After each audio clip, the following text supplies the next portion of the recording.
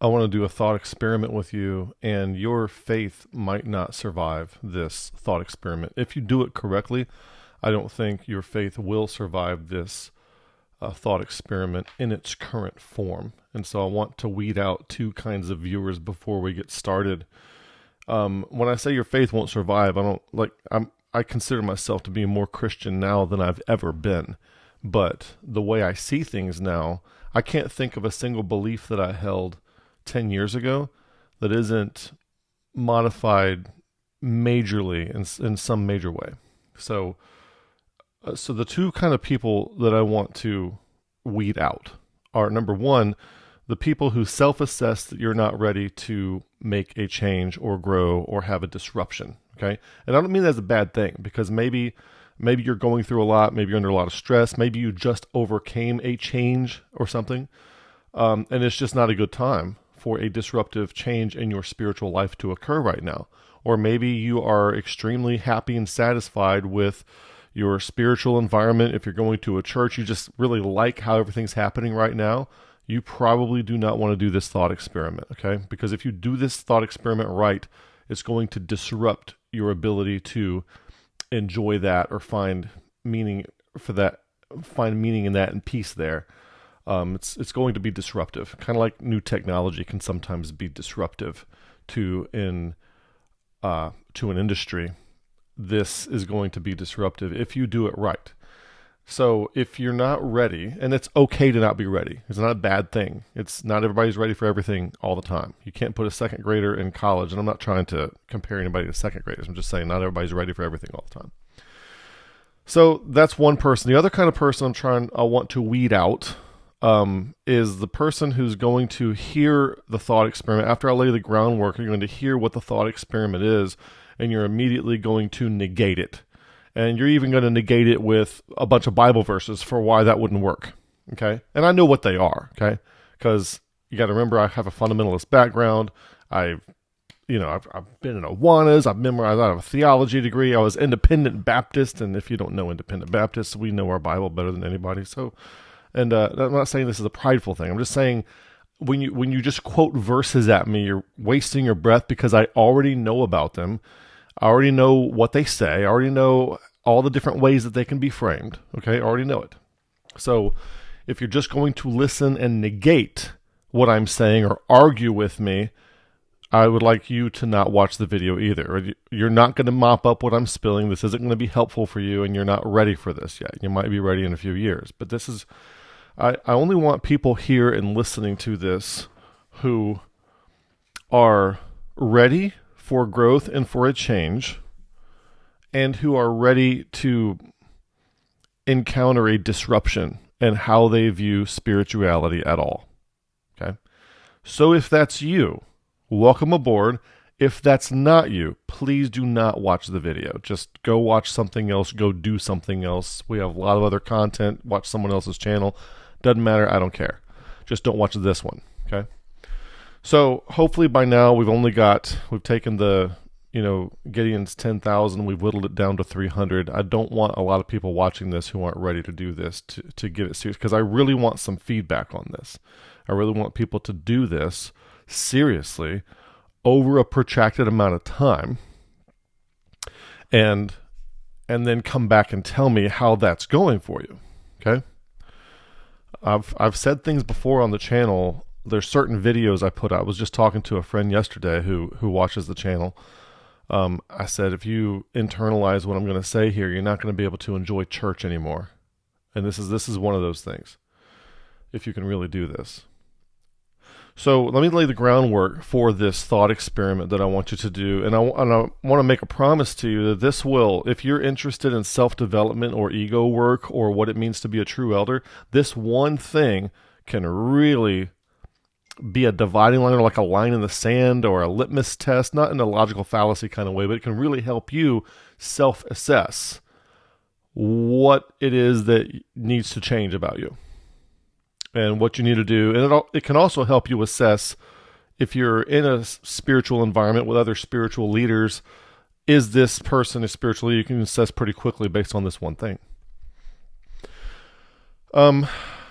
I've gone through a change in my life. I'm laying the groundwork, where some people would call it deconstruction, but I don't like that word for a host of reasons. It's become loaded, and a lot of people are against it.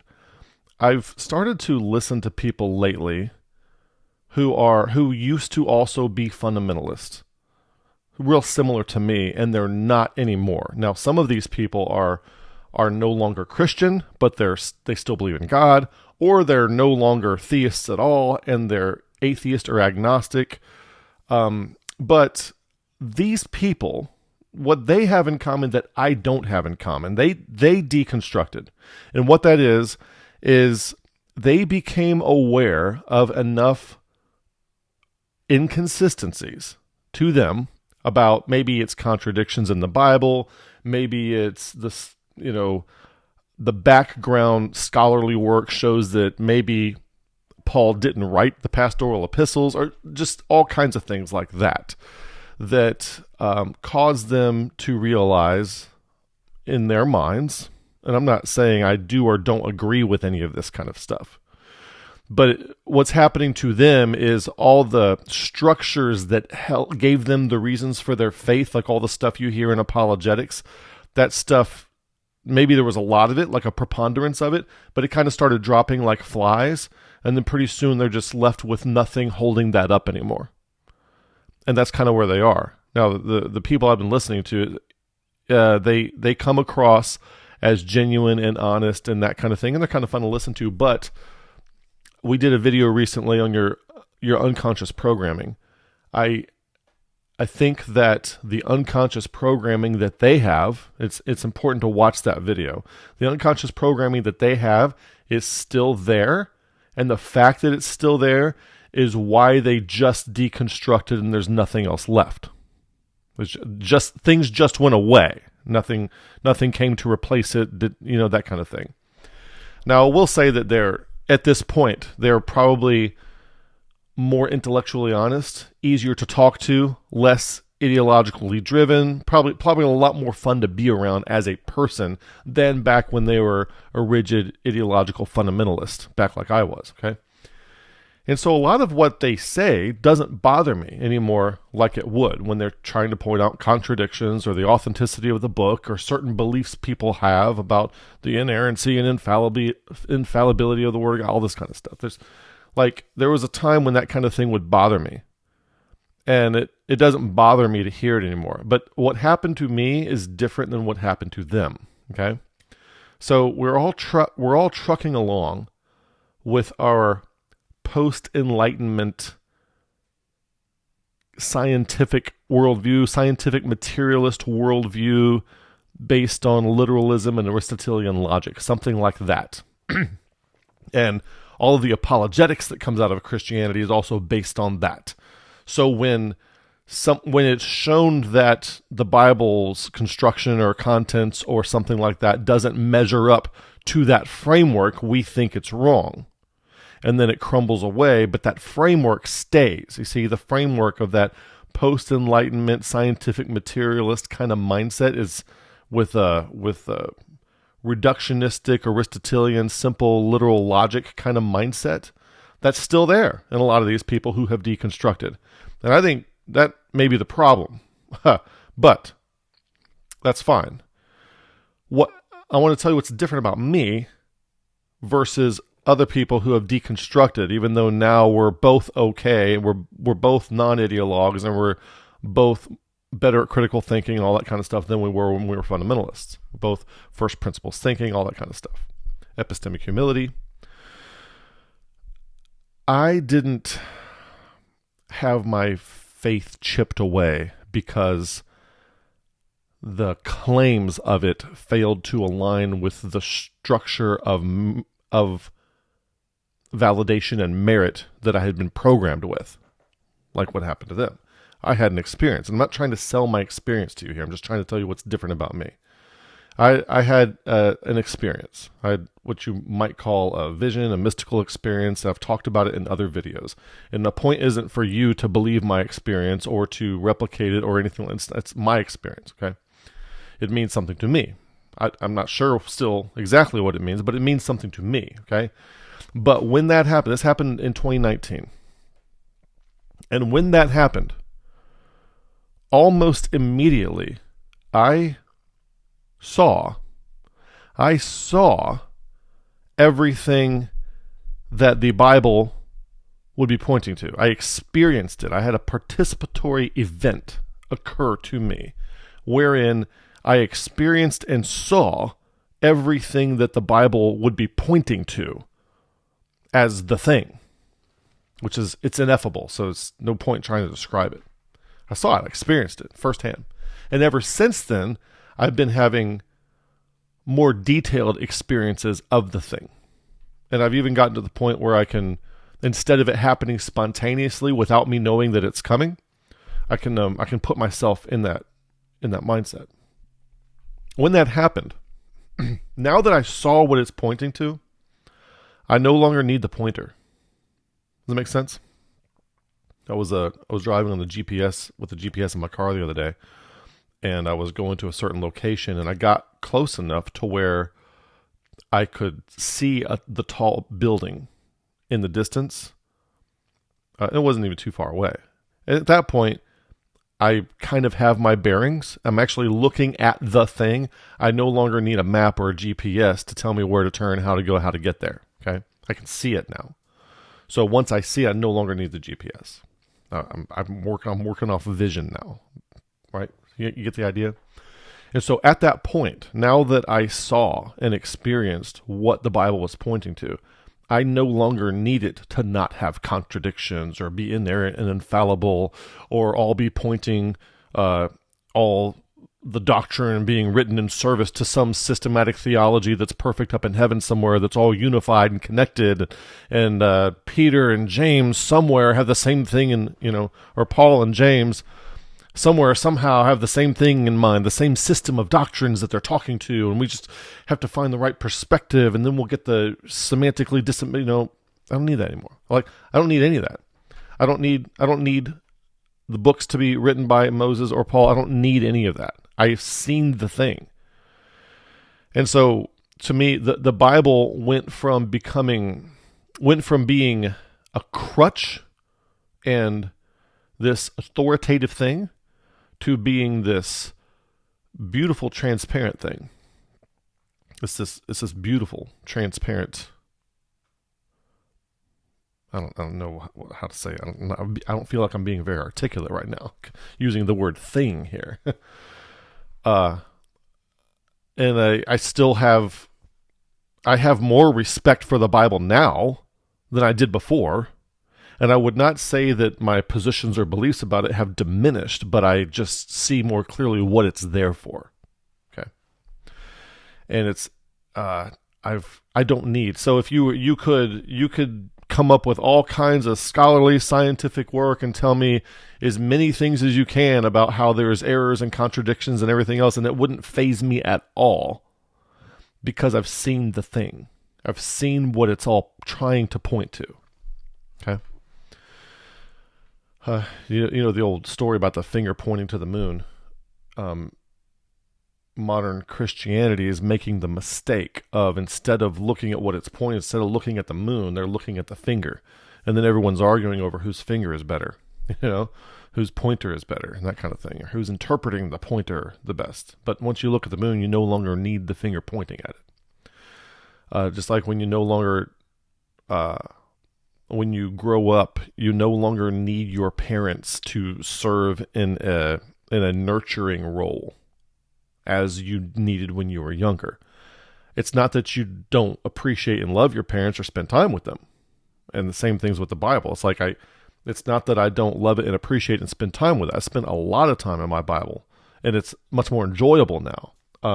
But it's not this brownie point system, spend enough time in the Word and it's going to make a certain percentage of my sins go away. It's not this kind of thing where I feel better about myself and holy for having read it at least 4 times a week and that kind of thing. It's not like that at all. Okay, that would be just as silly as thinking that a certain amount of times that you talk to your parents on the phone now as an adult somehow is correlative to the degree to which you need to brush your teeth and go to bed on time. It's just things that they don't match up. They're not needed for that anymore. So that's where I am. So there's a very different thing for me. So when these people are talking about all these scholarly things, and I hear, I'm trying not to say names. The names are on the tip of my tongue. Some of the people I listen to that are interesting to me. It doesn't. I used to preach sermons against some of these people, or people who talked like them, about how they'll cause you to apostatize and all this kind of stuff. And so now if I hear evidential or scholarly kind of things that negate the Bible, it's not really negating the Bible in what it's actually pointing to, which I've seen. It's only negating the Bible's alignment with a predisposition toward a materialist mindset that's fixated on hyperliteralism with Aristotelian logic. And the Bible doesn't align with the wrong mindset, is all they're telling me. And we've pointed out also before how when Mufasa is talking to Simba about the light in The Lion King, he's not trying to give scientific information about what light is or how it works. He's giving him orienting information about what the light tells us. The light defines the borders of the kingdom. Do not go beyond there, or the hyenas will tear you to shreds. That kind of thing. And so the Bible is more like Mufasa's guidance, and it's less like a scientist trying to tell you how light works. Now, if everybody knew that, it would be helpful. But it's this weird thing where participatory knowledge is ostensible knowledge. Like an ostensive definition of something is like when you have a child and you want to tell them what a cat is. So you don't explain that they're a mammal with 4 legs of vertebrate. You don't explain all that. You actually point to a cat and you pet the cat and you say cat. That is an ostensive definition. And there are certain things about God that can only be known ostensively, or what you might say participatorily, perspectively, and they cannot be. They're ineffable to the point where they can't be communicated to those who have not seen the cat in this case, okay? I mean, if you try to explain a cat to a 2-year-old who's never seen a cat, there's nothing happening. There's no communication happening there, okay? Well, what do? We show them pictures, or we show them an actual cat.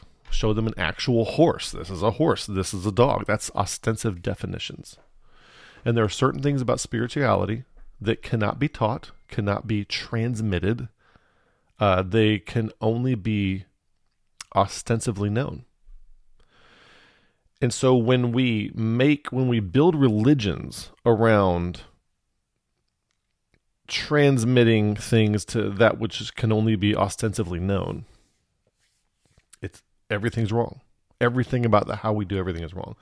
So one thought that I had, this isn't the thought experiment, but one thought that I had for all these people who are talking about all the contradictions in the Bible and the errors and how it doesn't match up and how this author, that book is probably a forgery and all this kind of stuff. They also point out things like the genocide in the Bible, how slavery and rape is condoned, and I know all the apologetic arguments about all that stuff. I know it, okay? So this isn't about that. I got it. But the point is, my question in my head is, what version of Christianity would they not object to? That's an interesting thing to think about. And when I think that, it occurs to me that what their problem is with Christianity is not so much the Bible itself, but really what is done with it, and to take it a step further, what is done with it institutionally.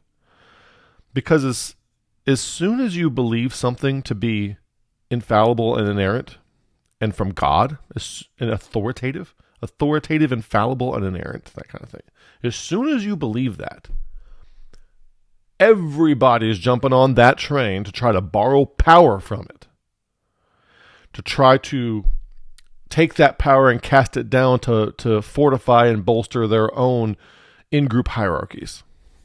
That's what people do with it. In other words, what it does, when you have in-groups that form around those kinds of beliefs and thoughts, it's a breeding ground for toxicity up to and including very terrible murder, as history has shown us.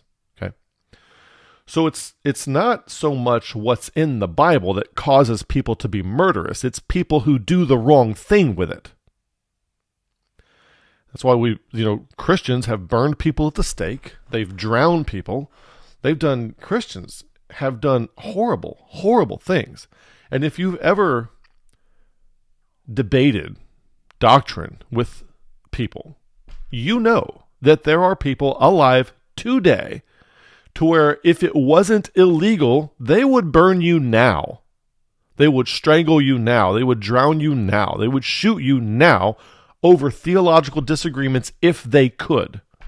If you took the same person now and put him back in 1600 Salem, they would be leading the charge to burn the witches. They would be burning Michael Servetus. They would be the Lutherans burning the Anabaptists and drowning them. They'd be right there. You could tell. I actually had one guy online say that. People who disagree with these certain doctrines shouldn't be allowed to live. That's scary. That's very scary. And so regardless of your thoughts, now when you hear me call into question, when I start talking about the authority of the Bible and the infallibility and inerrancy of the Bible, some of those doctrines, they're Johnny-come-latelys. They're post-Enlightenment rationalisms. They're not really things that people talked that way back. Maybe there were one or two, but it's the way we talk about that kind of thing today is kind of a recent thing. And it doesn't make any sense, because you'll see a statement of faith at a church and it'll say something stupid like, we believe the 66 books of the Bible to be the verbal, plenary, inspired, infallible word of the living God in the originals. What does that mean?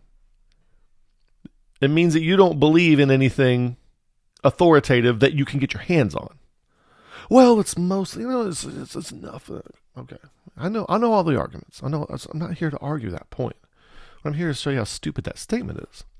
Why have a doctrine about something that is inerrant and infallible that nobody alive today has ever seen? And even when there were originals, first of all, how would you you just going to have this statement that they were infallible in the originals? Have you seen them? Have you verified that? Is that a scientific statement?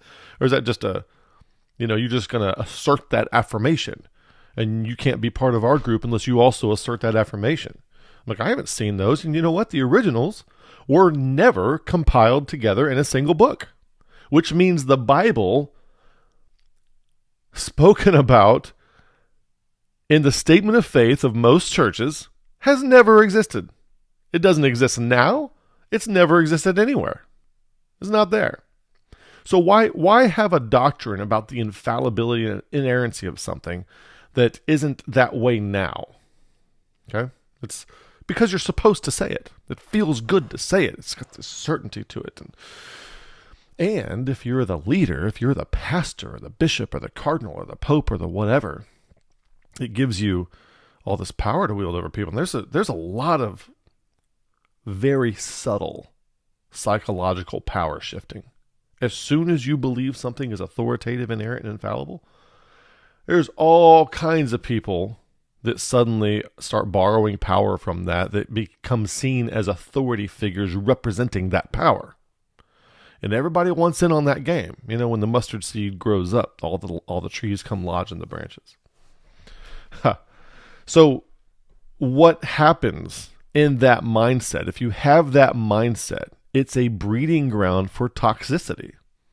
And that's pretty much the only consistent thing that has ever come out of propositionally reductive Christianity is toxicity.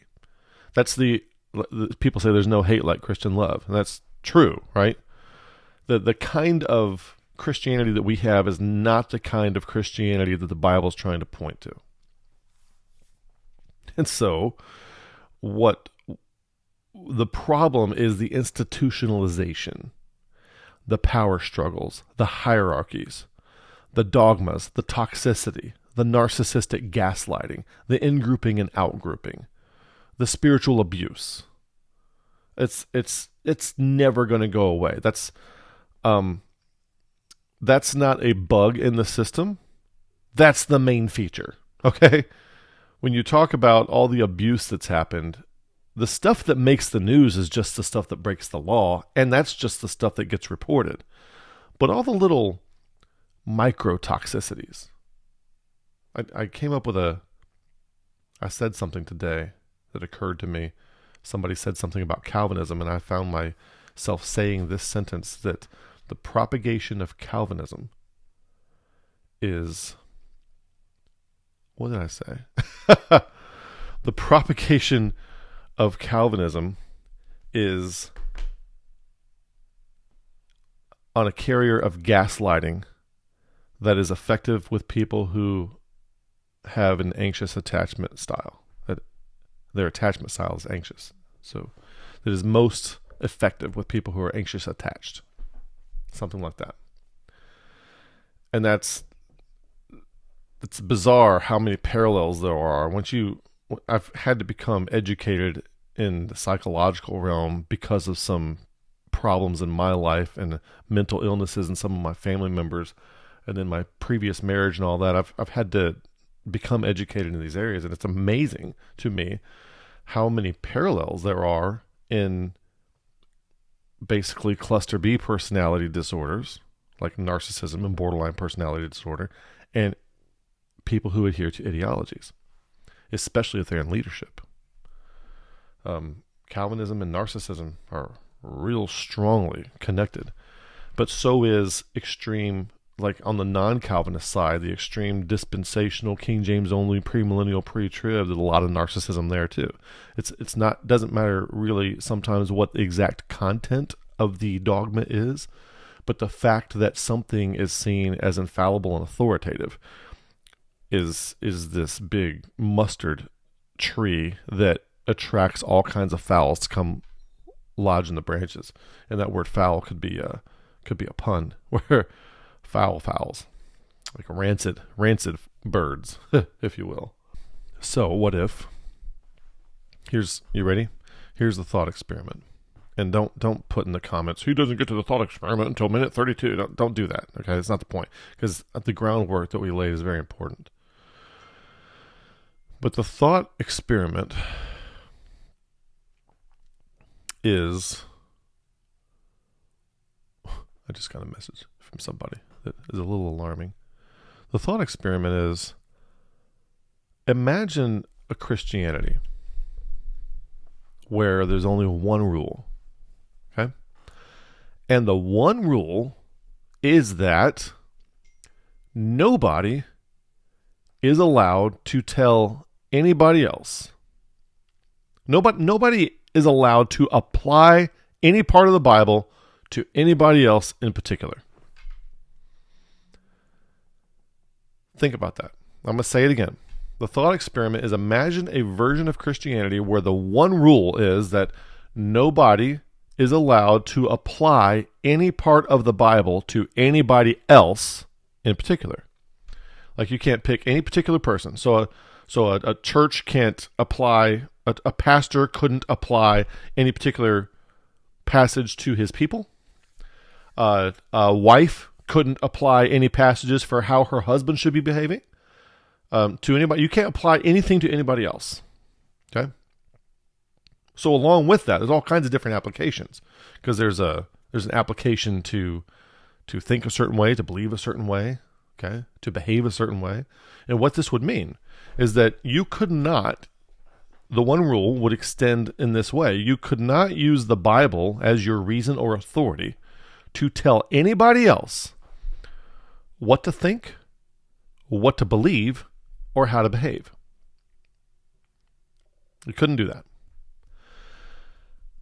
Now, as you're thinking about that for a second, I know the verses. Some of y'all, if you're still here and I didn't get rid of you in the beginning of the video, you might be thinking of verses like reprove, rebuke, exhort with all long suffering and doctrine. I know where you're going with it. You're like, how would that work? If you're thinking, how would that work? I don't see how this would work. How would you do this thing? Well, for that verse in particular, basically you would reprove, rebuke, exhort anybody who's not following the one rule. Okay. I'm not trying to sell this thought experiment, this one rule, as scriptural or authoritative or anything like that. This is just a thought experiment. I just want you to think about this. Now, can you imagine? Okay, if you can't do that, what would you do when you got to church? If you can't imagine what would be done when you got to church in that scenario, then it's very important that you are not in a position of leadership in any kind of church. You are not a genuine elder. If you can't imagine what edification would be taking place. I can't use the Bible to tell anybody. I need to turn off my notifications here. I can't use the Bible to tell anybody I can't apply any passage to anybody else in particular.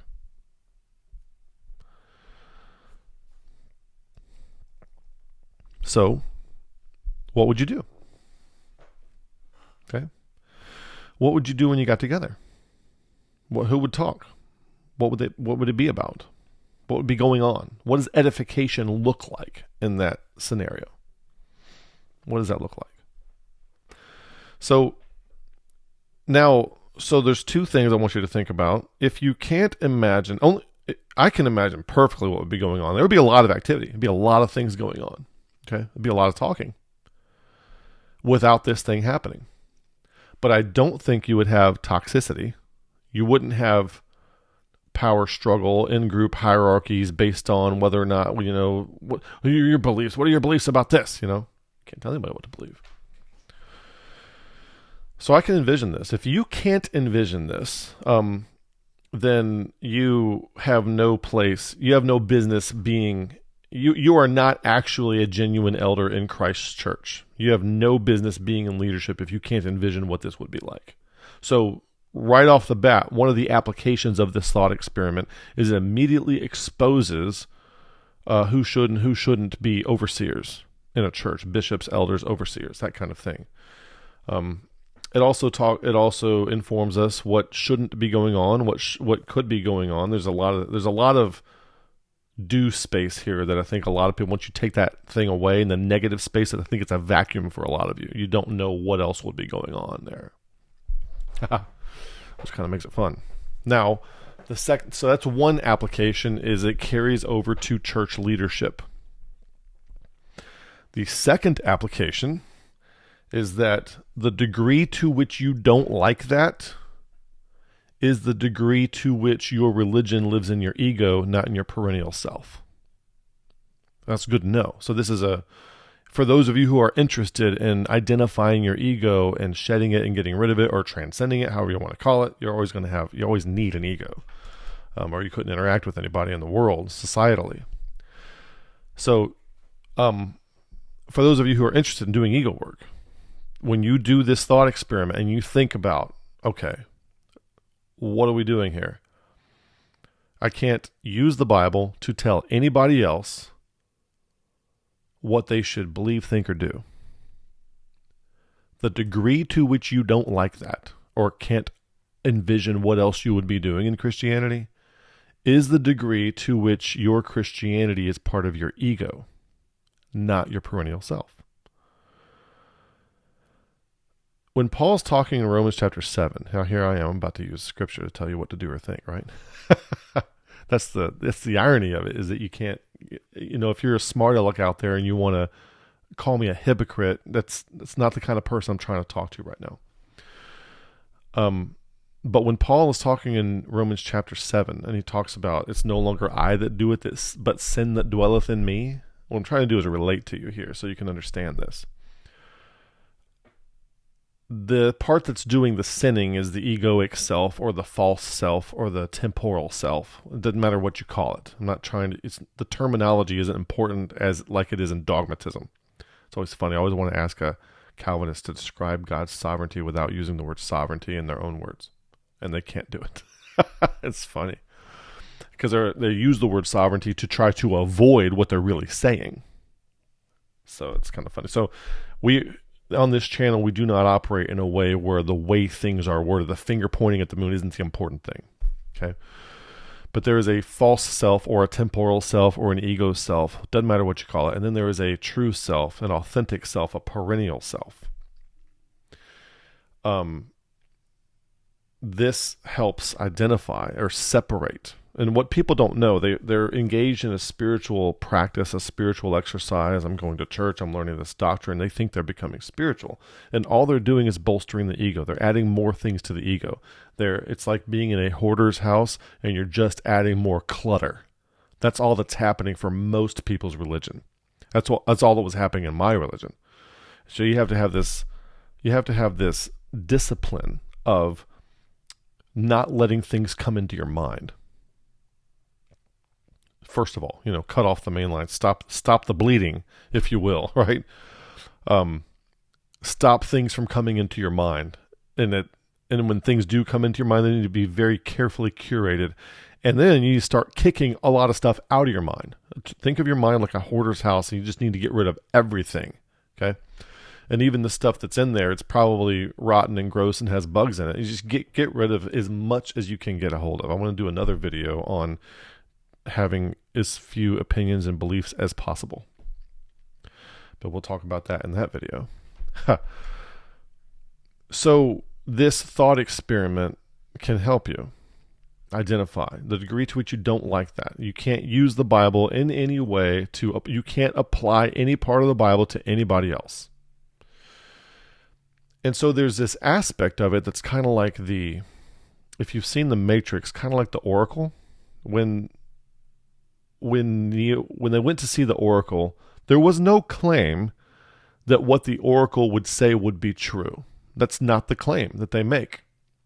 The only claim they make, I'm going to do another video on don't make claims, but the only claim they make about the Oracle is that she will tell you what you need to hear. Isn't that interesting? And so an individual in this situation, would be going to the Bible to see what is in there that they may need to hear. And you look at Romans 5 and you can mix this with your experience and your tribulations, approaching things with faith and hope, and it'll result in love and wisdom, ideally, because love and wisdom are conjugate. They have to be. You can't have one without the other. Genuinely. So you're constantly going back from your experience to the Bible, and you're trying to see, you're realizing it's in there to do something for you. But what exactly? And that's kind of like the Oracle. There's no claim about it being true or infallible or anything like that. That's what you need to hear. What can I do? What can I take from this that will enhance my life, my growth, my trajectory? So why would you get together? The reason you would get together. So you might be asking that question. I can't imagine what would be happening in an assembly of Christians when they get together if you can't tell people what to think, believe, and do. And so the reason that you would get together is simply on the basis, not that you have any opinions in mind or anything, but that for whatever reason, maybe one opinion, that interfacing with the Bible can be beneficial to your future self. That's the only reason you're in fellowship with somebody else, because of that one opinion. Interfacing with the Bible can be beneficial to my future self. And I say interfacing because I'm not saying believing what it says. I'm not saying being dogmatic, developing doctrines, okay? Why is the story about, why the account, why are the genocides and the slavery and the condoned rape, why is that in there? So you're going to be wrestling with the text in that way. Why would somebody write that down, and why would it stand the test of time? If 2 Timothy is a forgery and Paul didn't write it, why did somebody write it? How did it make it into the Bible? Why did it stand the test of time? And then when I read it, what does that do for me? Okay? And so the Bible's still going to affect you, but you're going to be asking different kinds of questions. And you're going to be asking the kind of question about why did this get compiled this way? And why are so many people drawn to it? Why did it stand the test of time? When you ask a question like that, like you would a movie, why has everyone watched XYZ movie? Why has Gone with the Wind stood the test of time? Okay. So it becomes something to experience. Nobody's walking around It's not that I know of, like preaching Gone with the Wind, but a lot of people consider it to be worth the time to watch and very interesting for a lot of different reasons. And so you would be asking questions like that. And when you start to ask that kind of question, instead of immediately trying to apply some kind of dogmatic belief or behavior to yourself or to other people, it's this kind of curiosity that takes over. And so then when you're interacting with somebody else, instead of telling them what to believe, think, or do, you would be sharing personally what you're doing. Maybe you would be sharing some of your goals, and maybe somebody could give you some tips on what you could do. Some tips on how to interface, how to do Lectio Divina or something like that. Practices. And you could argue, well, I was just telling you what to do. Not in a dogmatic way. Not in a you have to get married and not cheat and follow the rule and the husband's the leader. Not this kind of thing, you see. It'd be more like a coach telling a player, if you want to be better at shooting free throws, maybe you should go shoot some free throws.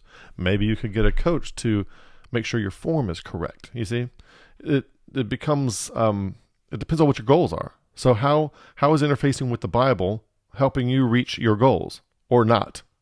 And is there anything else I could be doing to get the Bible to make my future self more like how I envision it to be in its best possible outcome? So edification would be more something like that, and less of this telling people what to think, what to believe, how to think, and what to do and how to behave. Couldn't tell people how to behave. Now, the next thing. This is very important that you get this. This is a very important point. You need to get this. A good clinician, like a good therapist, they understand that you can't tell your clients what to do. And let me clarify what I mean by this. What I mean is decisions in your life. They will tell them things like, okay, here's a workbook, and I want you to read this information so that you're familiar with the lingo, and here's some tools that you can use. Here's, I got the dialectical behavioral therapy workbook up there.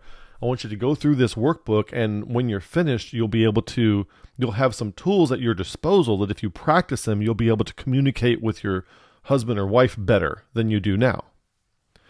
So they'll tell you things to do like that. They'll give you homework, do this worksheet, fill this out, pick out your values, but they're not telling you decisions to make. Yes, you should marry that person. No, you shouldn't marry that person. Yes, you should have a baby. No, you shouldn't. Yes, you should adopt. No, you shouldn't. Yes, you should join that church. No, you shouldn't. Yes, you should be a member. They're not telling you things like that. You see the difference that I'm saying here? So when I say a therapist is not going to tell somebody what to do, it doesn't mean they're not going to give them guidance and things that'll build their tools and skills. They will tell them to do those kinds of things, but they're not going to make life decisions for them. Yes, you need to quit that job. Can't tell them stuff like that. And it's very important because there's a flip side of this coin. If you tell somebody what to do, what they should do, and I want you to think of the word should and ought, okay?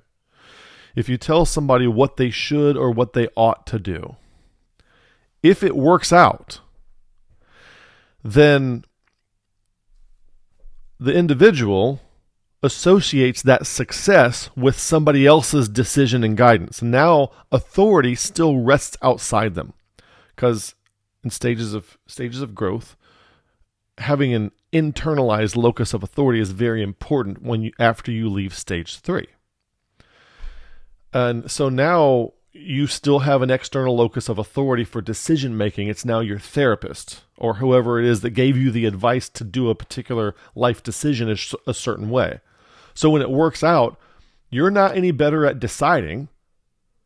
And when you learn from the consequences, you're not learning from the consequences of your own decisions. You're learning from the consequences of somebody else's decisions.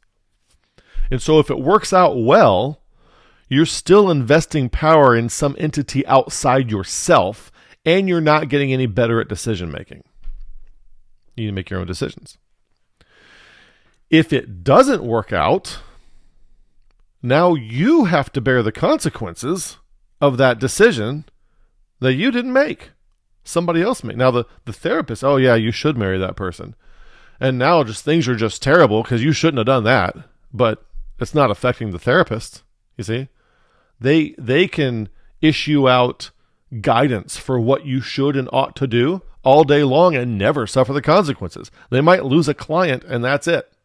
But they never suffer. They don't have to go through the bad marriage they told you to get into and all the situations that come with it.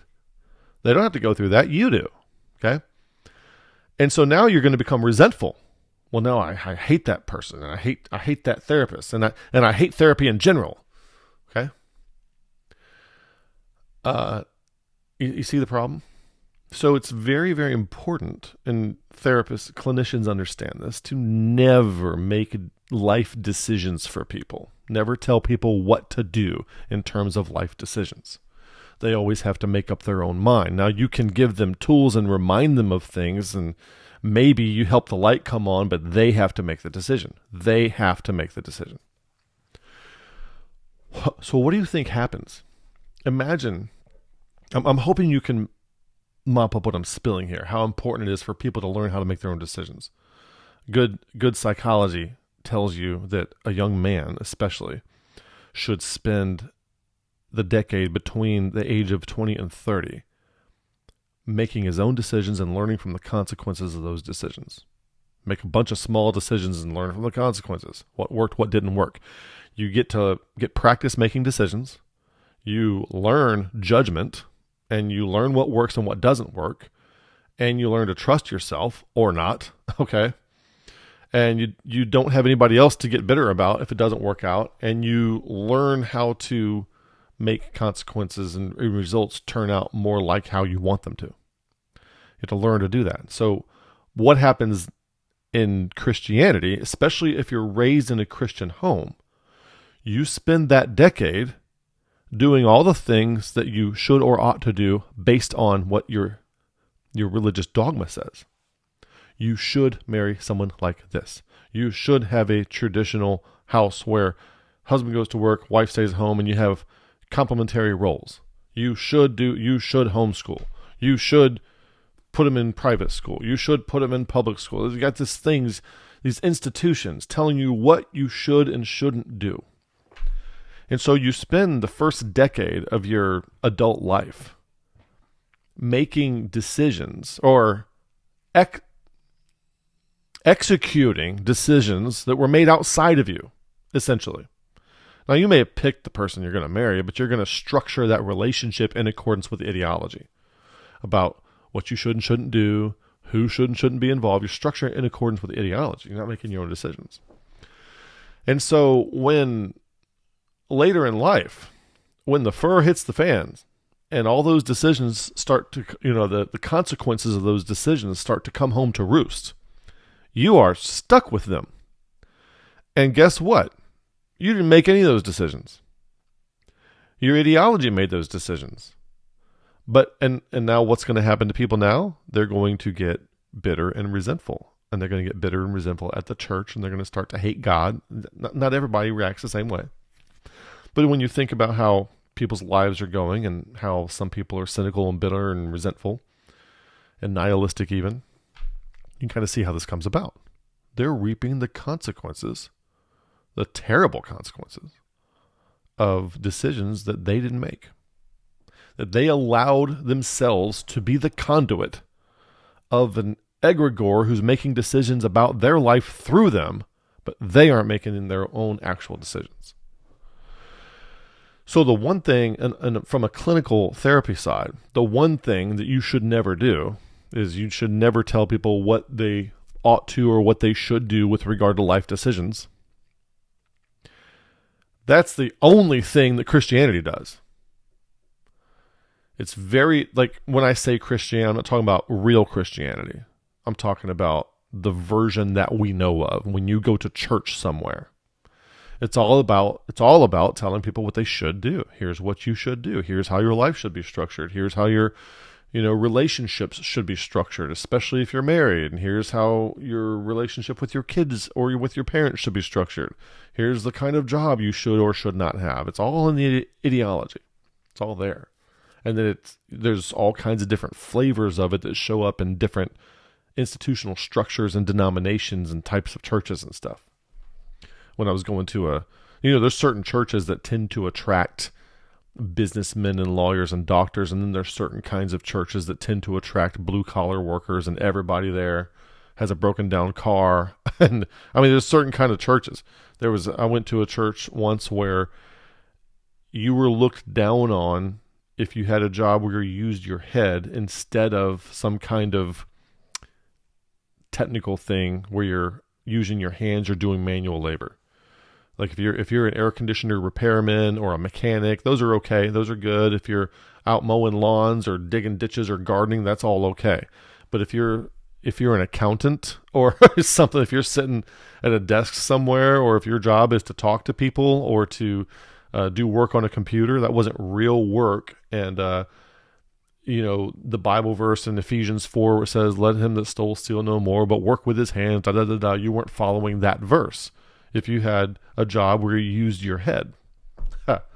And I was an officer in the military at the time, and so I was a second-class citizen in that church because I always had jobs. I was working at tech support one time. I was working for Cox Communication. I was tech support for a while. And I sat at a computer and I helped people solve their internet problems. And that wasn't real work. That wasn't a real job to this place. Things like that. Strange. Strange. And so they're telling you what you should do. That's the point I'm getting at. There's this, sometimes it's overt. And this guy, I could go on and on about this guy, but he would tell people who to marry, meddle in all kinds of things in people's lives. Now, maybe your experience isn't that detailed, but ideology in general, it's telling you what you should and shouldn't do, making major life decisions. And when it comes to I've said this before, but a lot of the guidance in the Bible, especially from Paul, is really, it's pre-transformational guidance. It's basically how to not make a mess of your life before you start to cultivate wisdom. Once you start to cultivate wisdom, once you start to see the thing, you kind of no longer need to be told what to do. You no longer need rules to follow, because love and wisdom, when they conjugate together, and when you have vision, and when you've seen the thing, there is no set of rules that will live up to that. That will live up to how adaptive that. There's no set of rules that is as adaptive as the combination of love, wisdom, and vision. And vision, strategy, and culture, that kind of thing. So the thought experiment is to never imagine a Christian community, assembly, if you will, where the one rule is that you can't apply anything in the Bible to anybody else in particular. You can't tell anybody what to think, believe, or do. This helps you identify if somebody cannot imagine what an assembly would do. If you're not doing that, then that's obviously who should not be in charge. They should not be an overseer or a pastor or anything like that. They're not a genuine elder. They're not really doing Christianity. When you look at I always like to use Karate Kid. If you look at Mr. Miyagi versus Sensei Kreese, which one do you think represents genuine karate as it was intended, as it originated in Japan? You probably think like Mr. Miyagi's version of it. This is not this pompous, arrogant, gotta fight everybody kind of. He's not seeking out teachers to have a class under him. He's just being, okay? And that's the kind of Christianity that we want. The kind of people who are trying to be in charge of everyone else and tell everyone else what to do and be at the top or middle management of some kind of hierarchical structure, okay? Dogmatic ideology it has affordances for that, and people like to be in a structure like that eventually kind of puts you at the top of something. Oh, I get to go be a deacon or a pastor of a church or something like that. It's easy to do that in ideology. It's not easy for people to just be, to be a, apartment repairman and sit in your room and clip bonsai trees all day after your wife died. People can't be with themselves. They have to be controlling something. Okay? You just can't be. Just be. And so it also, the degree to which you're not sure, you don't like that, or it doesn't sit well with you, or you're not sure what you would do as an individual in that scenario, is the degree that's an information to you of how egoic, how false self your version of Christianity is, and how you need to get to a real version of Christianity in this thought experiment. And we talked about how you should never tell somebody what to do, as or to say it positively. People need to learn to make their own decisions and learn from the consequences of their own decisions and become better decision makers without following a code or a structure of what they should or shouldn't do. Now, I'm not saying go around killing people, nothing like that. Don't run off wild with what I'm trying to say here. Hear what I'm saying. Mop up what I'm spilling. So this is a thought experiment. And I want you to, if you made it this far, I want you to sit with that thought experiment, like meditate on it. Think about how it would go. Maybe get a couple people to try it with you. I want to hear some feedback from some of you who are actually mopping up what I'm spilling here. What the implications of this would be. And if some of you can try to practice it, how would that go? Let me know. Let me know in the comments. Shoot me an email. Let me know what your thoughts are, especially after you sit with it for a while. Sit with this for about a month or two, and then I want to hear what happens in your head. And also, if you really do this thought experiment, and then you go back to church, you're going to come across all kinds of places that you're going to find abrasive now that weren't before.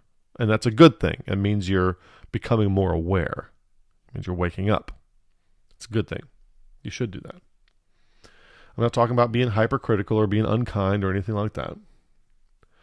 If you enjoy what you're getting here, support the channel financially. We have 5 different electronic ways at beyondthefundamentals.com. We couldn't do this without support from people like you. If you want to see this continue, the support's important. It takes a lot of time, space, resources, energy, money, software subscriptions. It takes all kinds of effort to bring this content to you, and a lot of thought preparation time. And I hope that you can be a beneficiary of the efforts that we put out. And if you think that it's beneficial, consider joining those who support. Couldn't do it without you. Thanks for watching. May the Lord bless you, and good day.